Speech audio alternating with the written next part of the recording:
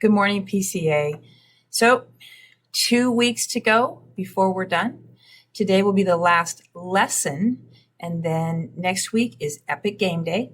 And as you know, because you've already seen the video, our Bible hero this week will be Esther. So, we're going to be talking about what Esther, what we can learn from her life, what she has taught us, and then we'll do a little bit of review about David and Daniel and get ready for next week.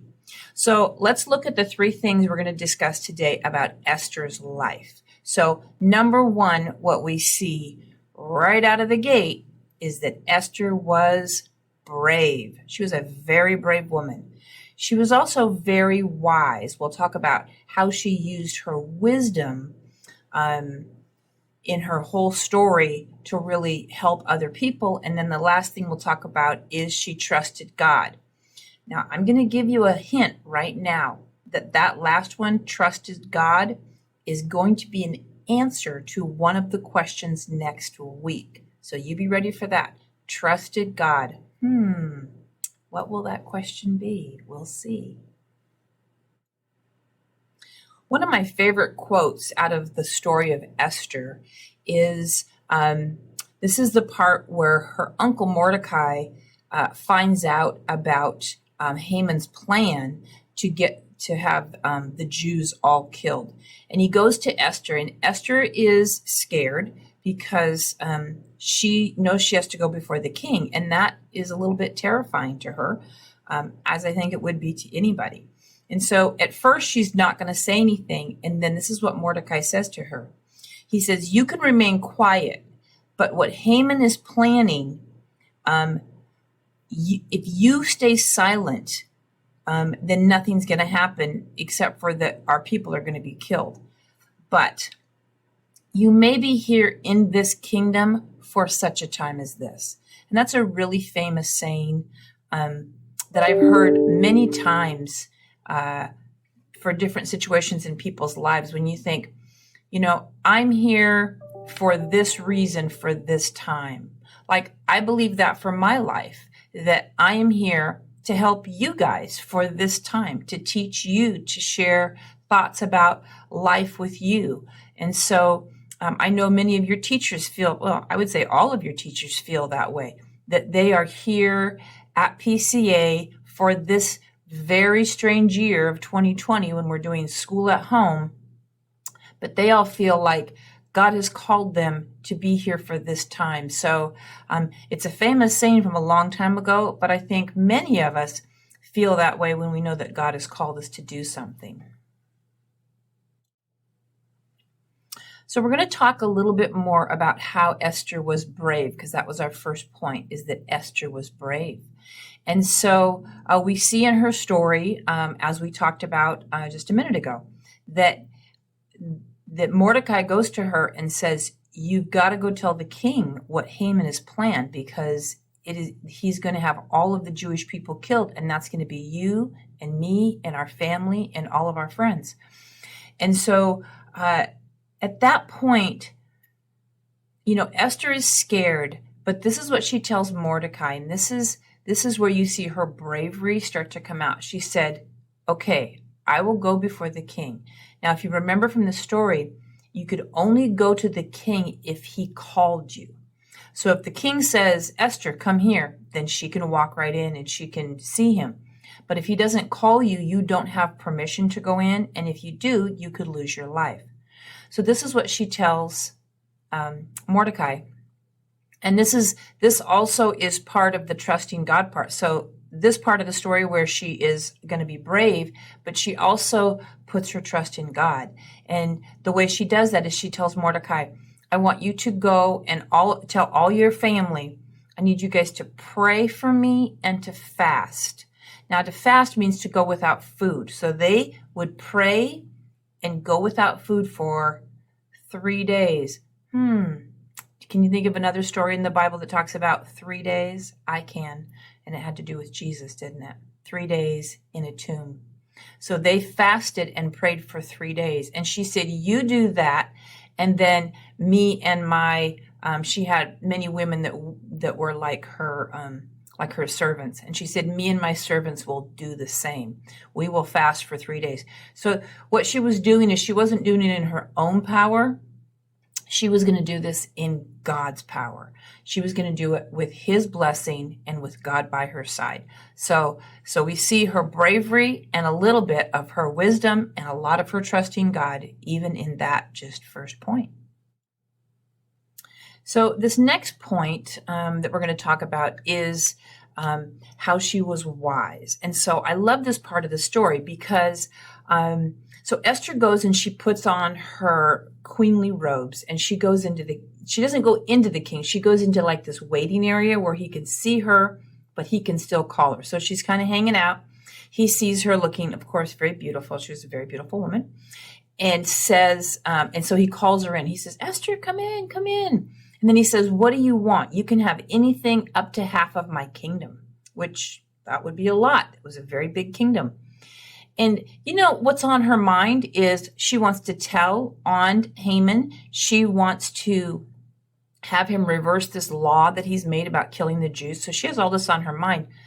But she doesn't just jump there and say, oh, king, thank you so much for giving me half your kingdom. What I really want to do is tell you about this horrible law. My people are going to die and I'm going to die. She doesn't do that. She says, see, this is wisdom. She says, let me make you a great dinner. Let me make you yummy dinner, yummy food, right? Let me fill your tummy full of yummy food. And the king is like, that sounds great. And she says, invite Haman too. All right. So there's the first thing that happens. She invites Haman, who we know is the bad guy, and the king into dinner. And so they go to this dinner and everything's great and it's so delicious. And then he says again, what do you want? I'll give you anything up to half of my kingdom. But does she take advantage of that? No. She says for the second time, no, let me make you another great dinner. And so another great dinner is made. So finally, during the second dinner, now all this time, Haman has been plotting. He has actually even built the scaffolding where they're going to hang Mordecai. He is so sure that Mordecai is going to die. He is very sure of himself. And so here they are at the second dinner. Now the king is really pleased with Esther. And I want to talk about this just for a minute. So Esther found favor with the king. And having favor, number one, it takes time. And number two, it takes you being kind and helpful and honest and obedient. Like if you want favor with your parents, then you do those things. You are kind, you are helpful, you're honest, you're obedient.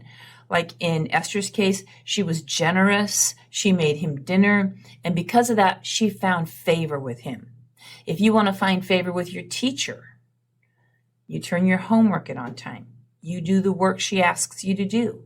You study for your tests. You do things correctly and you find favor. And when you have favor, it has many rewards because people see that you put something into it. And so you get something out of it. So favor is important. And that's what she did. She found favor with the king. And so here we are at the second dinner. And he says to her, you can have anything up to half my kingdom. And she says, I just want to ask for my life. And the king's like, what? And so she goes on to explain that there's this horrible law that has been passed, and it means death to her and her family and all of her people. And the king, he had no idea that she was Jewish, and I don't think he knew that Mordecai was Jewish. And of course, these were like his buddies. Mordecai had saved his life. We saw that in the video. And so he's like, who did this? And it was at that point Esther could say, it was Haman. So here we have Esther's life. Very brave woman, was born for that time to be in that place to save her people. She was wise. She used wisdom in making decisions as to when to talk to the king, what to tell him, when to ask him for the favor. She did what was right. She was patient. We had another Bible hero that was patient. Remember, David was very patient. And so Esther trusted God, did what was right, found favor, all these things in her life. She was a tremendous hero. I think she's a great representative for girls. David and Daniel, great representative for the boys. But we can look at these three people's lives and realize what they mean to us, because these are all things that we need to be. We need to be wise. We need to trust God. We need to be able to obey God. We need to be able to not do what's popular all the time. We talked about that with Daniel.